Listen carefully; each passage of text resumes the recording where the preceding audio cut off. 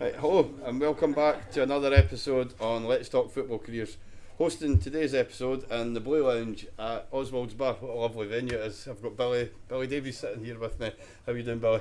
Very good, thank you very much. And as you said, it's a tremendous place to hold this. It's a great place, Oswald's Bar, and I'm delighted to be here. It's lovely, isn't it? So much Rangers stuff in here. It's like being in a museum. But we'll bash on with your career, Billy. Right. So where I'm going to start here is your playing career consisted of over 330 games, spread over 7 different clubs.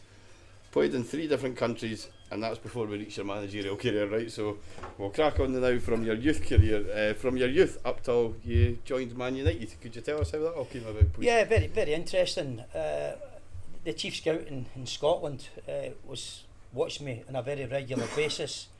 Eventually, I think from about 12 years of age, I started to go down to Manchester, and it was a great place to be at that point. Gordon McQueen, Martin Buchan. The Lou Macari was there, a whole range, the Greenough brothers. I mean, I could go on and on, these superstars at that time. And I was going down there from 12 to about 14, 15. And then I was offered a 5-year contract. Unfortunately, I took a bit homesick and eventually come back and signed a 5-year contract with Rangers. Brilliant. And it was Dave Sexton that offered you that contract. Yeah, that's right. Dave Sexton was the manager, and I'll give you a great story. Just before I was meant to sign, I went down to one of the most famous FA Cup finals. They call it the 5-minute final, and it was Manchester United against Arsenal, and it was 100,000 people at Wembley. It was a tremendous occasion as a young player going down there as a guest of Manchester United. And at half time, Arsenal were 2 up. A boy called Brian Talbot scored one of the goals, and in the 86th minute, a big Gordon McQueen scored to make it 2-1, and then a guy called Sammy McElroy scored to make it 2-2 in the 88th minute, and then Alan Sunderland of Arsenal, he scored in the 92nd minute to make it 3-2 for Arsenal. But I've got to say, from an experience point of view, it was a wonderful game to be at, and it was a great occasion. It's grand. And so you said you then moved up to Rangers and got offered a 5-year contract with Rangers. Who was that? John Gregg? John Gregg, Tommy McLean, but at the club at that point, and I've got to say, I was obviously delighted. My family were all Rangers people. It was a huge honour to go and sign for Rangers, and it was great, obviously meeting your heroes at that point, John Gregg and all these other Tommy McLeans and Peter McCloys, Derek Johnsons. All these guys were there, and I've got to say it was a pleasure. And how is it as a young boy when you're meeting these kind of players and you're going to be playing alongside them, you're learning your trade for them? How is that? I mean, as a professional football player, because we're sitting here with a small audience, but we're only hearing and what we read. What's that actually like when you walk into Ibrox, you're signing for Rangers? How is all that? Well, you walk in and of course you're looking at the Davy Coopers and the Bobby Russells, and that wee Alec McDonald was a naughty one to me every single day in training. The wee Doddy used to rub his studs at the back of my cap, and I would turn round before we started training and he would say to me, well, what are you going to do about it then? Straight faced, and you think to yourself, I'm just a 16-year-old and here's Doddy putting these studs down the back of your leg, and you've got Coop beating everybody, and you've got big DJ putting headers into the back stick, and it was just a great place to learn your trade, and obviously it was at that point it was a wonderful experience. Yeah, that was around about the time Ibrox was getting redeveloped as well. It was quite a tough time to be joining Rangers, I think, the time of the way things were changing and that. Yeah, for me it was probably wrong place, wrong time, I would think. At that point as a young lad, I think when you go into clubs like Rangers, I keep talking about this edge that people need to have, particularly a young player, and I think probably I lacked a bit of confidence at that stage. I probably went wrong place, wrong time, and as you said, there was a big turnaround. Greg had just come in, having been a great player. He took over all these ex-teammates, if you like, and it certainly was a big turning point. But I've got to say, I had 5-6 years at Rangers. It was a great learning experience. I played beside some tremendous players. And I worked beside some tremendous coaches and managers. And you had at that time Dundee United were a strong team, Aberdeen were a strong team. There wasn't just sort of Rangers and Celtic. I mean, you were coming off the back of Dundee United winning the league, Aberdeen reaching European finals. It was a different time for Scottish football back then. That's right. Dundee United, obviously, they were very successful in Europe at that point as well, under Jim McLean, and we all know that Fergie's Aberdeen were always a pain in the backside. They were trying to snap the Glasgow teams, obviously, and they were doing very well. Had a very good side. Both of these clubs were very well equipped with quality players, but at that time there was a bit of transition going on at Rangers. Eventually Greggy left, Big Jock Wallace came in, and then Jock left, and then in comes Graham Souness. Yeah, and how was it working under Jock? I mean, you spent a wee bit of time working under. What was he like as a man? Well, I've got to say that I did have the experience of Ghislaine Sands. It wasn't a good experience, but I did have the experience. And I've got to say, the funny thing about Ghislaine Sands, all the experienced players that obviously had done this year after year, when you climb up these hills, you have to make sure you go into the footsteps of the player in front. And obviously, as a young player or young players there, we would just run up any way we could. And when you come down back off the big hills and you didn't run into the footsteps, I can remember Peter McCloy and people like that, Sandy Jardine, giving me a clip across the ear and telling us, get your foot in the footprints and don't make life too difficult for us. But it was a great experience. Jock was obviously a very hard-nosed type of manager, a very strong disciplinarian. Greggy was different. He was much more of a man manager, and I think that probably came a little bit too early for Greggy. But certainly Jock was a right stern character, and he didn't miss you in the training ground. I didn't miss anybody. No, there was an interview. It was back. I think it was the final that McCoy scored the hat trick, and there was a guy trying to interview him, and he was being patient and he's shouting, "Come on!" And I thought, were you at Rangers at that time as well? Yeah, I don't know about that time, obviously, and I've got to say that working with these guys, there was great tradition. You know, the Willie Johnsons and the Peter McCloys, the Sandy Jardines, the Alec Millers, Davy Coopers, Bobby Russells, all these guys that you would go in every morning, and there was always a standard, there was always an expectation at the club, and it was a great learning curve for me. As I said earlier, I just wasn't confident enough at that point, and it was probably just the wrong place at the wrong time. But I'm very thankful for the experience that I got. I did work beside and play beside some great guys, and I worked with some great managers. And you scored in a 10-0 victory against Valletta, I believe, as well. That was in 1983-84, just as John Gregg left and Tommy McLean took the job. That's right, yeah. I remember that midweek game, I think it was. But more importantly, I remember scoring a back post header in the 1983 Scottish Cup final. There we go, there we are. I missed that. I got on the top of big Neil Cooper of Aberdeen. Unfortunately, we lost 1-0 in extra time. Eric Black scored it was kind of deflected goal that went in over the top of the goalkeeper, but that was a great experience as well. Myself and Gordon Dale at that point, he came on as well. He's the one that put the cross in, so it was a great time, great memories. And do you think that set you up for when you eventually did go into management and that as well, learning off of the guys like John Gregg, Tommy McLean, Jock Wallace? I mean, they're trying to put your style on it, but at the same time you learnt a lot for them, obviously. Yeah, I think the experienced players played a huge part. You know, the Alec Millers and all these guys. You would spend 5 minutes with these guys in the morning. Wee Doddy, you would sit and talk to these guys about preparation and how they handle the week in, week out, having to go and win every game, and the pace of the training sessions, and all these kind of things. It was just a great education. And then, of course, don't forget, not just the Graham Souness and the Jock Wallace and John Gregg.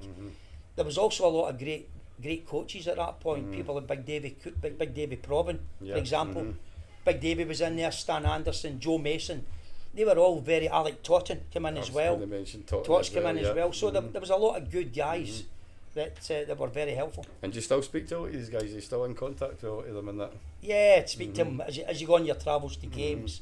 You come across all these guys, and funny enough, I just seen Tots a number of months ago. Is that right? I went up to one of the Dunfermline games, and there was Tots telling me how great he was, and we talked about the great 10 and 6s that we won away back to 10 and 6s. we had a great couple of years in the 10 and 6s, and of course Tots was the manager, so it was very good. They're all good characters to earn your trade off. But your last season at Rangers, I mean, we've mentioned players. Your last season at Rangers as well. Ted McMahon, what was he like? Big Ted, yes. He was a tricky one. Obviously there was a ball for him and a ball for everybody else, if you remember right. But he was a very talented player. He loved to go and run at people and get at people, get to that byline and obviously get balls into the box. But Ted was a very exciting player for the fans to watch. Yeah, he was. I mean, this is again prior to my sort of time of watching Rangers. Who are you kidding, Barry? Come on, Barry. All right, then. Barry, somebody take this drink away from Barry, please. We can't be kidding on. But no, I mean, like I was saying, Ted McMahon, you were Cammy Fraser, Ian Ferguson, Derek Johnston.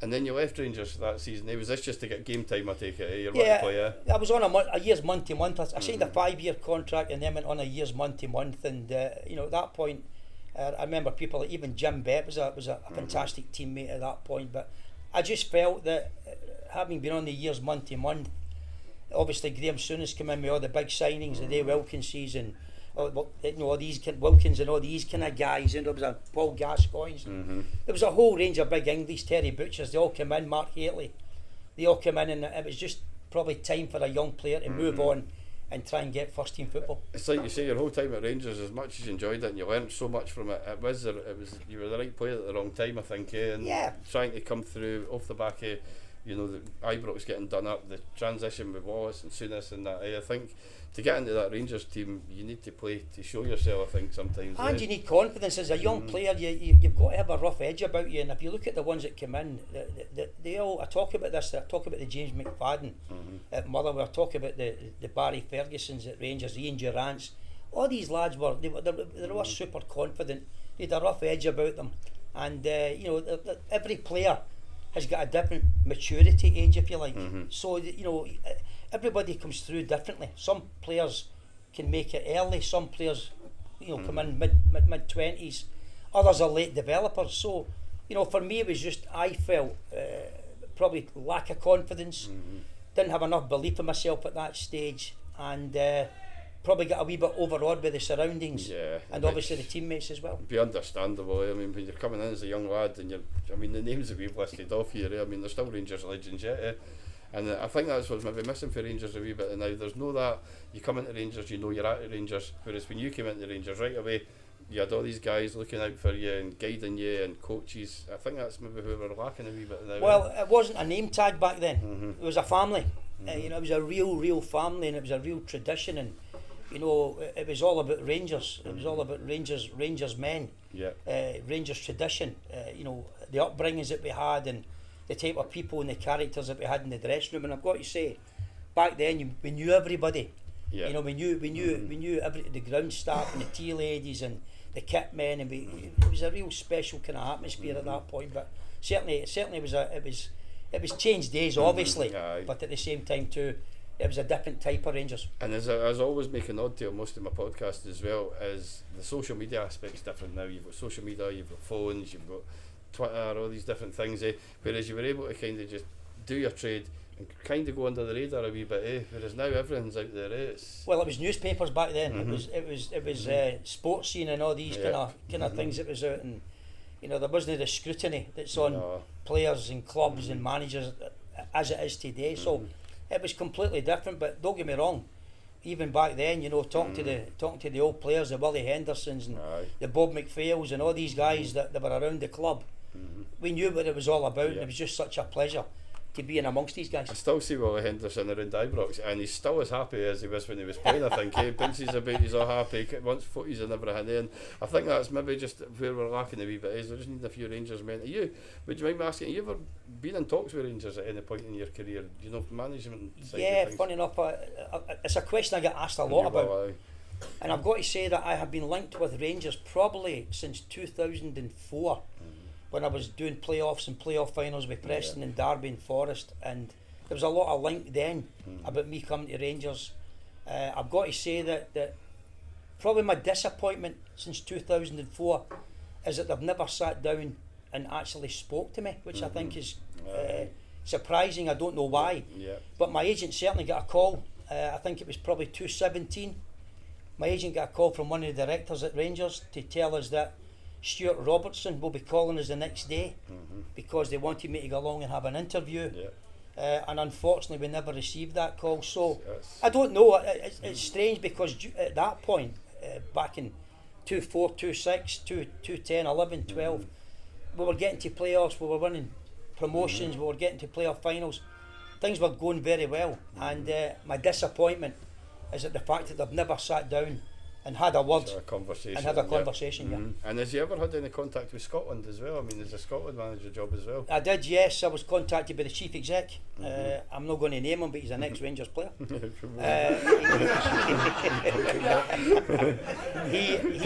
He contacted me and asked me about the job. Unfortunately, at that time, I think I was just coming to the end or finishing a project. I think at that point we might have been heading to the playoff final or the semi-final, I can't remember, but I had a good conversation with the chief exec. Unfortunately, again, it just wasn't time for me, and I said that to him. I had too much on, there's too much to achieve, and we're trying to get to the Premier League, and it just didn't happen. No, it's all just time, and you wonder, well, your time might come. You never know, but you're always available if you know teams like Rangers are not going to come in for you. You're willing to talk. Yeah, I've got to say to you that I get told this regular. Sometimes things are destined for you, and I honestly believe at some point I will get the opportunity to manage this great club. When that comes, if it ever arrives, then we'll see. But I certainly believe that at some point that may happen, and it's a challenge that I really cherish, and I hope I get the opportunity. But we'll see what happens. That's great. So just going through after you left Rangers then, right, you're looking at, you went to Sweden, I believe. You spent a season in Sweden over 2 different teams. Jönköping, is that pronounced? That's right, it's called Jönköping, that's yes. What I said, Swedish, that's exactly what I said. And a team called EF Elfsborg that are currently perfect. in the European competition just now. I was contacted by the Chelsea assistant manager, a guy called Ian McNeil, who had a friend who owned a club over in Sweden. I was obviously just leaving a young Rangers player at that point, and Ian asked me would I come over and gain some experience abroad. And I've got to say, I looked at it and I thought, this could be a really good experience, different culture, different country, learn the language, which I did, go across there and just be part of this whole learning experience. And I spoke to Ian and it happened, and I went across there and had a great couple of years. And how many languages do you speak then? I speak 1 Glaswegian and 2 Scottish. That's it. That's the hardest one. That's the hardest one. I done an interview with Shota Arveladze, and I done an interview with Gregory Vignal, and I said that to David Robertson when they said next. I says, you're going to be the hardest one to understand it a lot, but no, that's me. That's all I can give you. A wee bit of Glaswegian, sometimes a bit of Scottish. That's it. But Sweden as a country, nice and really enjoyed it. It was a lovely place. Obviously at that time you had a great Gothenburg side that played Dundee United in the final. You'd also you'd Roy Hodgson that was managing, I think it was called Orgrita at the time. I remember a player called Anders Limpar, ex-Arsenal player, fantastic player that played in Sweden at that time as well. So at that point they were a very, very useful nation, very good players, and were getting great success. And then from there on, that season after that, how did the move for St Mirren come about then? Well, again, I was contacted by Alex Smith at the time. Alex Smith was the manager, and he asked me if I would come back and join St Mirren. Right. And I've got to say that I had I think it was three great years at St Mirren. Some tremendous teammates, tremendous coaches, and a very, very memorable time, especially that 45-yard goal I scored at Ibrox, top corner. I think it was a young player called Woods that was in goal at the time, just making his way for England. I can't remember. I think that's what he was called. But no, that was a great time at St Mirren. You spent 3 years there, 74 appearances and 5 goals as well. Your time at St Mirren, you obviously really enjoyed that. You were there 3 years. That was sort of your first move after you left Rangers and went over to Sweden for a wee bit. Is that kind of where you first felt at home, because you're Paisley as well, So. Well, I felt as if I was starting to mature a little bit. I was getting more confident. I felt as though I had more belief, and I certainly had some excellent teammates. People like Kenny McDowell, Paul Lambert. There was Tony Fitzpatrick, and a whole range of quality players as well, and I worked under some very good managers as well at St Mirren, so it was a happy time for me, a very successful time. I think that's probably when you felt you were a proper professional football player, eh? I mean, you've always, I mean, at this age you're 23 at this point, but I think that's your first time when you really felt part of a team, felt like a valuable squad member, eh, I think. Well, I think it's probably one of the times where I had a manager in Tony Fitzpatrick that probably, I think he encouraged me to play middle to front more, which I felt was my strength. Yeah. Other managers, and it's up to them, it's not a criticism, but other managers felt that I would be much better as a playmaking midfield player, sitting linking back to front, where I felt I was a more middle to front midfield player, a goal scorer, a goal creator. And I've got to say, I do thank Tony, because Tony certainly pushed me into these forward areas, encouraged me to go and get 1-2s round about the box, create some opportunities and try and get onto the end of some goals, which we did. So again, that's down to certain managers that can bring the best out of you, and other managers see you in a different role. And I mean, you were there 3 years and then you went to Leicester for 6 matches. You ended up back down, well, your first stint back down south. Yeah, I signed a 3-year contract with David Pleat at Leicester City. Unfortunately, I went down there, my wife was due, unfortunately she had 13 threatened miscarriages. That was a terrible time for us as we first went down to Leicester, and we were in and out of hospitals constantly, and we were trying to find accommodation and housing and all that stuff, and eventually, having not settled, the wife said to me, I want to get back, I'm really not comfortable. And sadly I had to go to David Pleat and say to Pleaty, look, I'm sorry, but it's not a football decision. Leicester City were great, it was a tremendous club, tremendous stadium, excellent training facility, but it was just a family decision, unfortunately. That's it. And we eventually came back. And what was it like? You must be, I mean, so proud watching Leicester that year that they won the league as well, knowing that you were down there, and how much that club is well run, what a good fan club, and watching them win the league that year, that must have been special, eh? Well, again, they were a big club with a lot of very experienced players. People, I don't remember a guy called Ali Mocklin, who was a very tough tackling midfield player, Scottish lad, and you know, the whole range of players at that team that were in English based were very, very well kent faces, if you like, and you know, very popular. So it was good to go down here, but again, it was just unfortunate. Family come first, and we had to make that decision. And then you moved up to Dunfermline at 26-year-old, eh? My wife and Fife. That's it. I was surprised we let you out, like, we let you go back home again. You let me out of that place, you certainly did. But no, I've got to say, a great guy called Ian Munro signed me. Many signed me. It was a fantastic place. People like Ian McCall, Davy Moyes, Tommy Wilson. I could go through again. Big Norrie McWhirter. We've got Norrie McCarthy as well was there. Yes, there was a whole group of people. It was just a fantastic place. But really thankful that Minnie brought me to Dunfermline. Again, it was a great club at that time, and eventually we moved in from Minnie into a very tough Jockey Scott. A big difference. A big difference. But Jockey Scott, what was he like to work under them? Was he? Jockey was more Jock Wallacey type, I would think. Jockey, he was a real tough character, a real disciplinarian. He had an excellent number 2 with him at that point. Gordon Wallace, his name was, ex Dundee United, vastly experienced coach, and it was different. You know, Minnie was really technical. Training was excellent.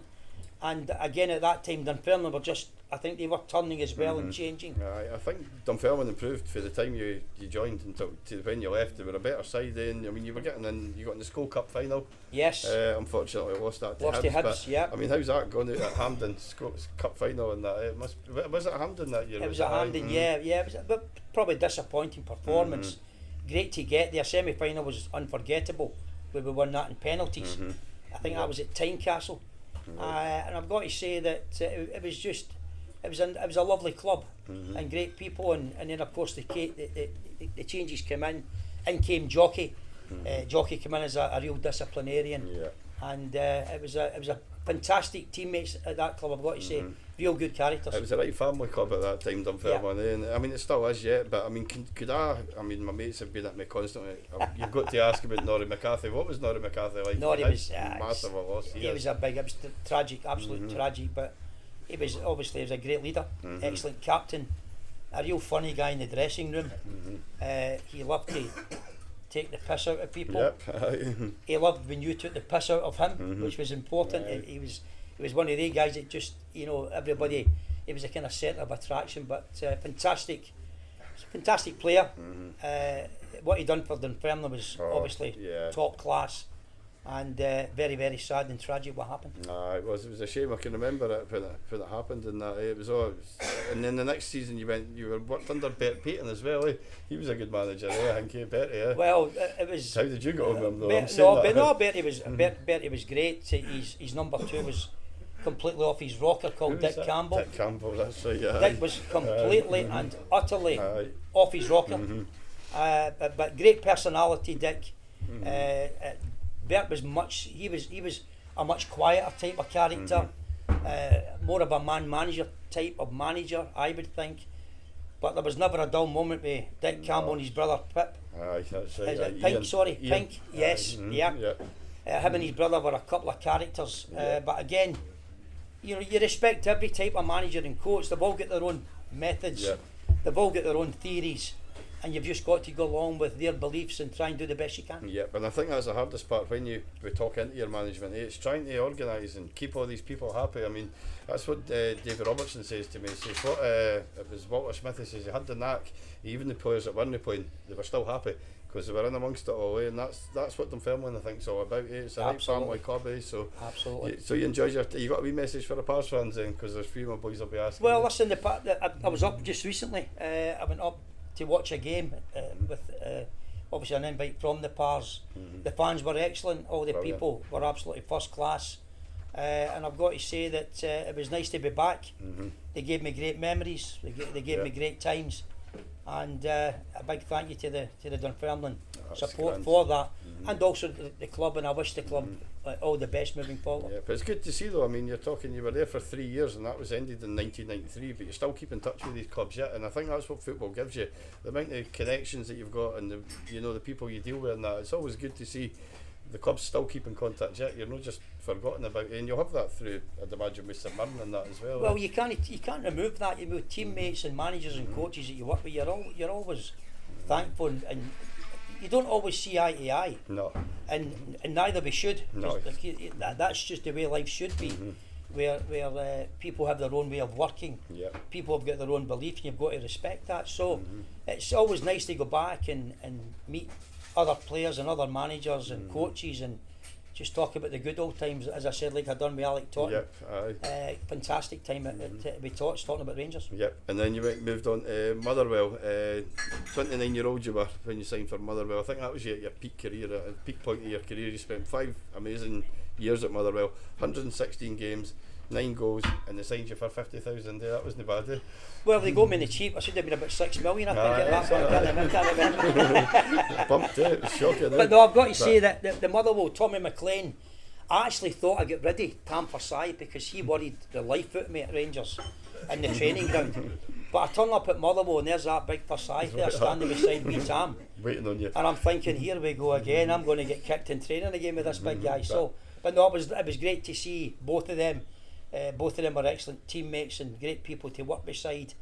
And I've got to say, Motherwell was a great time for me with some tremendous teams through the 5 years, some tremendous players, and again, excellent coaches and managers and great success. And Fir Park, I mean, you're walking out to Fir Park, I mean, that must be a good experience as well. It's a tight ground, Fir Park, eh? Well, you look at the players again, you've got the Tommy Coynes and the Dougie Arnott's, the Paul Lamberts, and your Drab Shannons and all these. I could go on and on and on about all these quality players. The dressing room at Motherwell was tremendous. Big Rob McKinnon, the left back for Scotland. He was also part of that squad as well. So, there's so many people I could name, but what it was a spirit that was second to none in the dressing room. Tommy McLean and Big Tam Forsyth, they led the way. In came Big Alec McLeish and Andy Watson. Right, they picked up the baton and took us forward. And again, just some tremendous times, tremendous memories, and a great experience. And then I mean, talking about you signed for 50,000, but you also went as a manager for 3 years included in that as well. I think you got a bargain, eh? You need to tell them that then. They owe me money. I've just phoned them today. No, I've got to say that it was a big surprise. at that point, as a player, I was always very keen to be involved in coaching. I mean, I can remember 1979 doing my first pre-season with Rangers, and I can actually take you to my study and I can show you the training sessions. So you were into Because it right away. From a very early age, I decided, no matter what the training sessions were, whether it be with Jock Wallace, Graham Souness, John Gregor, all the other managers thereafter, if we ever done something or the managers done something, I would always want to know why they done it, what was the exercise, what was the purpose of the exercise. And I was very, very keen. And then as a player in my mid-20s, I was going out 2 and 3 times a week, taking boys clubs and girls teams and council teams, amateur teams, junior teams. Even as a young kind of mid-20s player, I was very keen in the coaching. And then Motherwell, as a player, asked me would I get involved in the under-15s. At that time there was people like James McFadden, Stephen Pearson, Stephen Hamill. These types of guys were in and around the 15s, and I was coaching them a couple of nights a week. And then I was then moved up to, I think, under 20 coach. And one Tuesday night, and I'll never forget it, one Tuesday night, I was asked to go down to the manager's office. I was just ready to take the team. I think it was against Hearts under 20s at Fir Park. And I went down to the manager's office, and John Boyle and Pat Nevin, the player chief exec, were in the office. And John Boyle asked me to sit in the manager's seat. And I kind of looked at him and thought, what the hell is this all about? And I sat across the table into the manager's seat, and they said to me, Billy, we would like to offer you the player manager job of Motherwell. I've got to say, I was absolutely stunned. I bet you're glad you're sitting down there. Well, listen, I was stunned because it was right out of the blue. I was only 33 at the time, and he's asking me to be the youngest manager in the Premier League. Especially now, like nowadays, you've got managers that age, but that was never nothing that really happened back then. You were kind of finish your career, then you'll be a manager. Well, my plan was to play as long as possible. Believe it or not, I had to go up. I think my father was at the game, and my wife and one of my sons was at the game that night. And I went up into the stand and I said to him, we need to leave. And my dad was moaning, what are we leaving for? I want to watch this game. I said, we need to leave. But I want to watch the game. We need to leave. You know, one of the ones, you know. And then I went back and spoke to the family, and I decided, rightly or wrongly, I decided that the player manager's job wasn't for me. I felt it was too big a job. I did not want to finish. I was hoping to play as long as I could, no matter what the level was, because I obviously loved this game, and still do love this game. And I decided that I'll go into as manager, and it was a great experience. I think I mean, you had a great football career, but I think a lot of your football career's actually primed you for your managerial career. I mean, the players and managers that you've worked with, the ethics you've understood, smaller clubs, bigger clubs, I think that set you in good stead as well, for when you joined as a player manager. And plus you could pick yourself every week as well. Well, that's the most important thing. Although to be fair, I never played. I don't know, that manager must have been shit, to be honest. You've obviously looked at it. I never played. But no, I've got to say, this is when you start to put forward your own beliefs, your own, you know, what you believe in, how a style of play, how a team play, what your expectations are of your players, the organisation and the discipline of your club. And you know, you then start to implement all these experiences that you've had with all the different coaches and managers, including teammates, because I've got to say, I did play with some great teammates like the Alec Millers and the Jim Betts and the David Coopers, and all these guys would talk to you, Alec McDonald's, Sandy Jardins, they all spoke to you, Big Colin Jackson.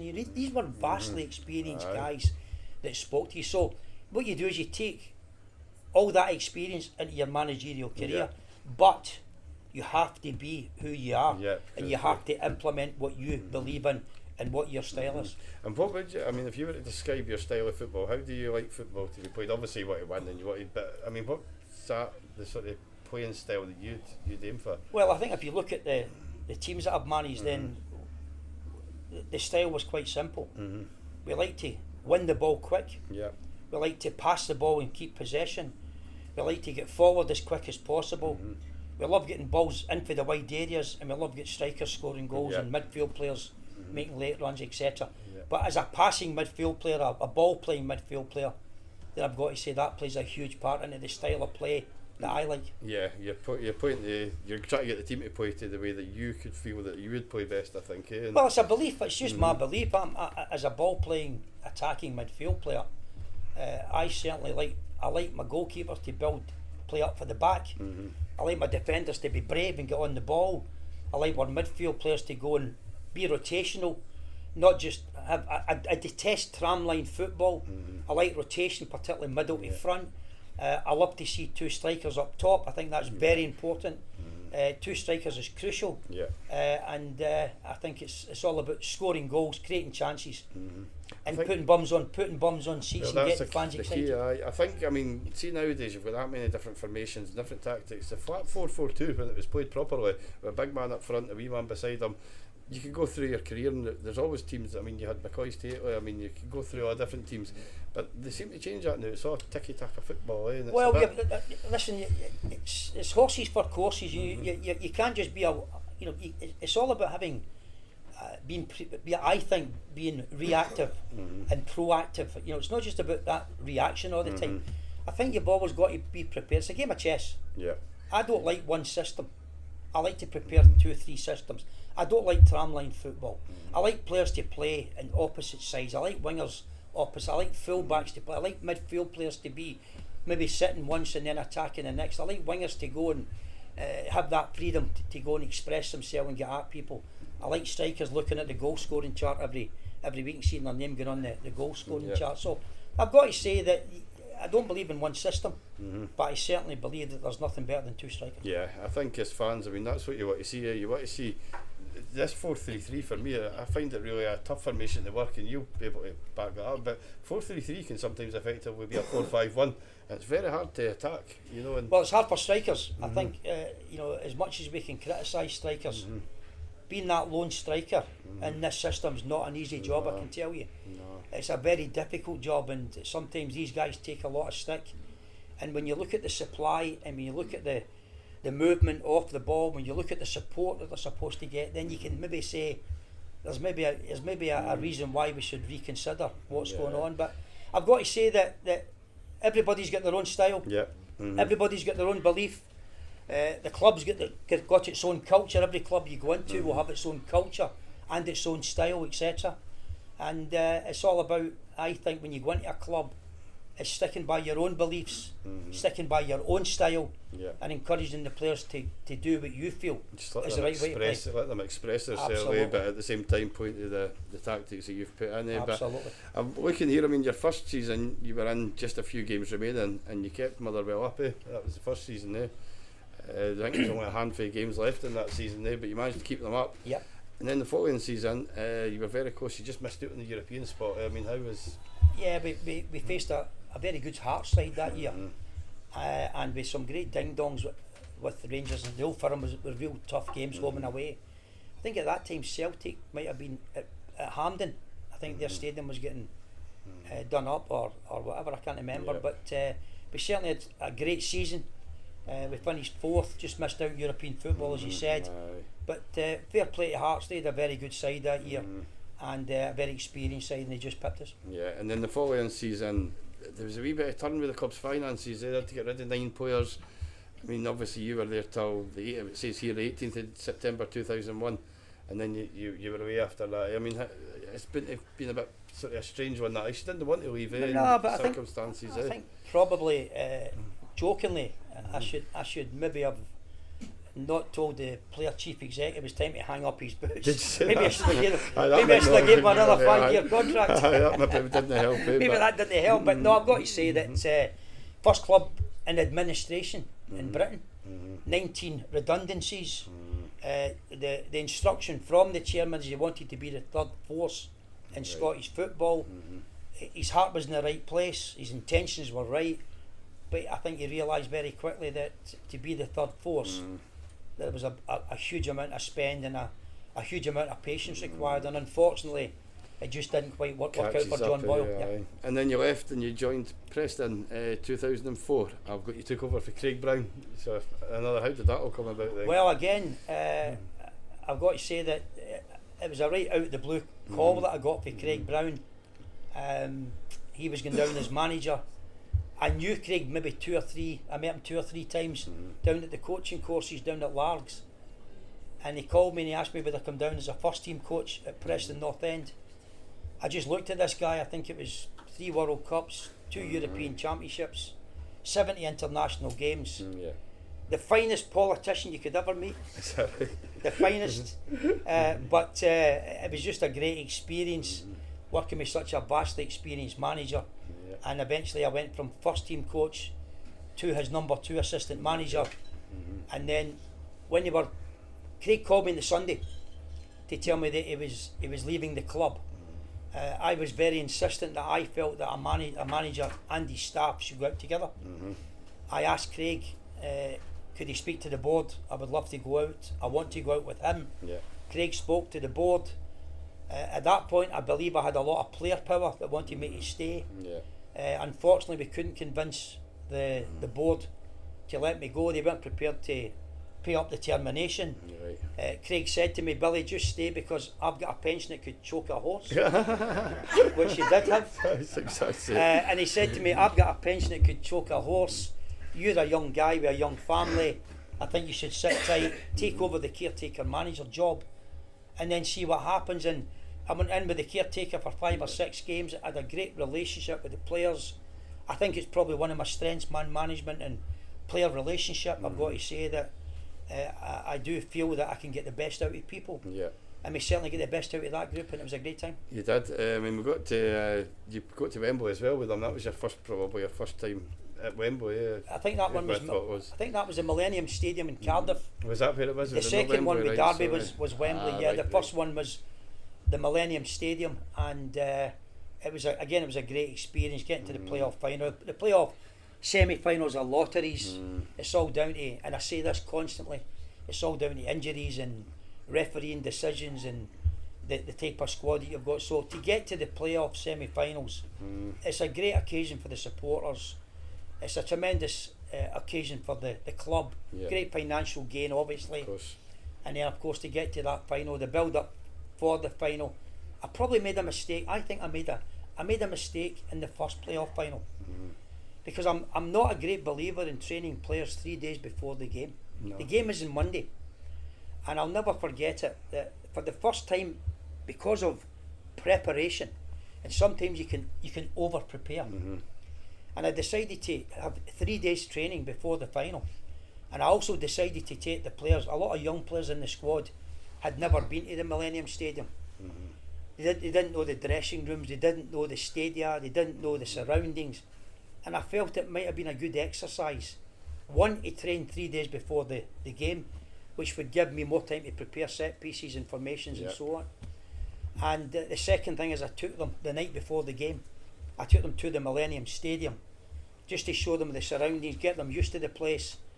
And we done that. Don't get me wrong, we eventually lost 1-0 to West Ham. West Ham's budget was 38 million. Our budget was 5 million.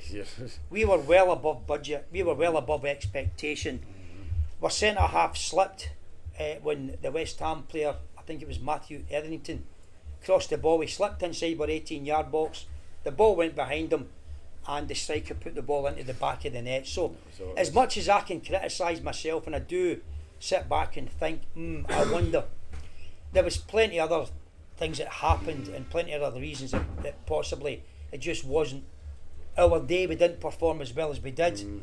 Believe it or not, we actually never lost a game to West Ham all through the league campaign that season, and we eventually lost the playoff final 1-0, and it was very disappointing, but great achievement, great experience, and a wonderful event. That's great. And you had David Nugent with you at the time, He was a player, He was a player, Nuge. Again, another young player that I talk about, a real rough edge to him.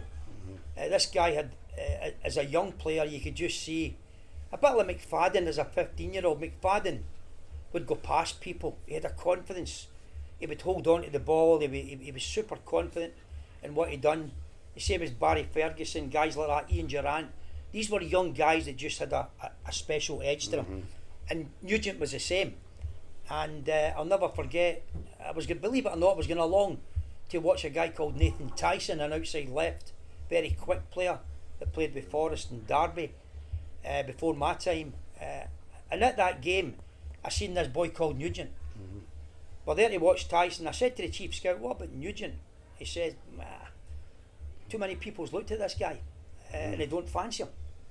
And I said, I fancy this boy. There's just, and I think you should always let a player hit you. Don't go and find a player. Let that player find you. And that's exactly what happened, Anthony. I just had a funny feeling, a gut feeling as a manager. Let's take a chance on this guy, and we bought him for £99,000. He was a big Evertonian.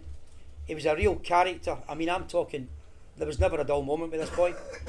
Tremendous player, tremendous goal scorer, and we eventually sold him for $6.5 million. So it was a great purchase for us, great purchase for the club, and they never even called the stand after my name. I thought it was disgraceful. Shocking, Got two David Nugents for the price of one, but But then you joined Derby. You went there, a bigger stadium, 25,000. Finished third. This is the year that you achieved the promotion there. How did that feel? Well, again, the club just avoided relegation, and I was contacted by the board. At that point, believe it or not, I was sitting on an offer to go to Charlton in the Premier League. Alan Curbishley was the previous manager. He had been there for 15 years. I just looked at the Charlton thing. I spoke to Charlton. I agreed the contract with Charlton. They're obviously in the Premier League. It was obviously a Premier League salary. I was then driving home and I was going to speak to another couple of clubs. I think it was Derby County in the Championship, Stoke City I think in the Championship, and then Nottingham Forest in League One. And out of courtesy I decided to go and speak to all these guys. But when I spoke to the Derby board, it was a blank sheet of paper. It was a 3-year plan. They wanted me to go and turn their academy upside down as well and change that around and start to develop players, which I think every manager should want to be involved in academy players. I think every manager should be involved in the coaching of academy coaches. And I've got to say that I decided, not monetary decision, I decided it was a football move, and I then went and joined Derby County. Yep. And you were 2 years there. Unfortunately, during your time at Derby, there was a lot of boardroom changes as well, And I think that you left in 2007. That kind of rocked that season a wee bit, I think. Well, again, we achieved promotion 11 months, probably 2 years too early, I think. But when it comes along, you've just got to take what you can. And we achieved it in 11 months. The plan was year 1 mid-table, year 2 top 10, year 3 promotion. Here we are 11 months later, we're heading into the playoff final against a vastly experienced Premier League squad in West Brom. They were the obvious favourites, we were the underdogs. We had to be very organised, and here's the big thing I think. What I decided to do in the second playoff final is I went back to my roots, where I trained 2 days before the game. What I'd done is on the Wednesday, Thursday, I took the players away to a health club, a kind of health farm place, where we spent 2 days training. I gave them the Wednesday off. I trained them, Wednesday, Thursday, health club. I think I gave them Friday off, trained Saturday, Sunday, and then the game on the Monday. So I went back to my roots, only trained 2 days before the game. I'm not suggesting that's the reason, but certainly I went back to what I believed in. The preparation was early in the week with the trip away to this spa place with a beautiful pitch and with a great facility. And on the day we were very well organised. We played against a much better side, a team that had been put together longer, but we were disciplined, we were organised, and it was a wonderful event, a wonderful occasion for our fans at Wembley. It's brilliant. It was a good time at Derby that season when you came up especially, and you then were at Nottingham Forest, 2 spells at Nottingham Forest, 2009 to 2011, and then you went back again 2013 to 14. Just looking through my notes here, you finished third in the league, semi-finals in the playoffs, and you also had a certain Rob Earnshaw as well in your team. Yeah, we did. We had a Rob Earnshaw, and he was a great striker, fantastic strike, great finisher. Again, it was a tremendous. The first time at Forest was a young team, youngest team in the Championship. I think we just avoided relegation by 2 games when I first took over in February, with about 14 games to go. Me personally, I believe that's one of my biggest achievements, looking at this young team and the challenge that we had. And then we went in and we shook it up a little bit, made some signings, brought in some some experienced players to add to the quality that we had. And then we eventually got to the playoffs. We lost to Blackpool, a very good Blackpool side. Is that Ian Holloway? Ian Holloway with a horrible midfield player called Charlie Adams, played for them as well. But I'm going to kick his ass the first time I see him, because he was a thorn in my side, I've got to tell you, but a great player. And at that time, don't underestimate people. That was a very good Blackpool side. Yeah, it was. And although they didn't spend millions of pounds, they certainly brought in some very good players on very big wages. Yeah. And they were organised. they kept under the radar very well. Yeah. They were very clever. And they went on to win promotion and got to the Premier League. But Charlie was a tremendous player, and I promise you, if he's listening, I'm going to boot you right in the arse first time I see you. He's getting it. He's getting it. And then you've been out of work for a wee while. You're not retired. You're obviously still looking for work. You're ready to get back into work. So what's the plan going forward? Then you just well, let me tell you what happened. 14, I found myself in a dispute with my previous owners of Forest. And I've got to say that took a bit of time. In addition to that, I've probably been badly advised off the pitch, and I should have got better advice, particularly from the non-footballing advisors or representatives that I had that were supposed to take me through this process. That went on for a number of years. In came the pandemic, which was difficult for everybody, if you can remember. Yeah. And then I decided 3 points was not important. My mother, particularly my mother, took very unwell. There was, I won't go through the nonsense, but let's just call it real family health problems. Yeah. I think that was the best part of 2 or 3 years with the different things that my mother took. She was in her 70s, mid-70s at that point. My mother and father have been great to me. Yeah. Gave me a great life, and at that point 3 points was not important. No, it's more important to give them something back. I decided to look after them, and then after that I decided that I was going to build qualifications, go and learn every single qualification that I could. I was going to do every continued personal development that I could. I was going to go and do club visits, go back watching games, and that's what I've done the last number of years. I've prepared myself for getting back in, and I've got to say, I've never been more ready to go back in. I've never been more excited to go back in. Brilliant. And I can't wait to get a grip of this next project. Well, that's brilliant. Well, listen, Billy, thanks so much. Absolute pleasure. Absolute pleasure. Thank you very much. Thanks so much. I'll update this in a minute.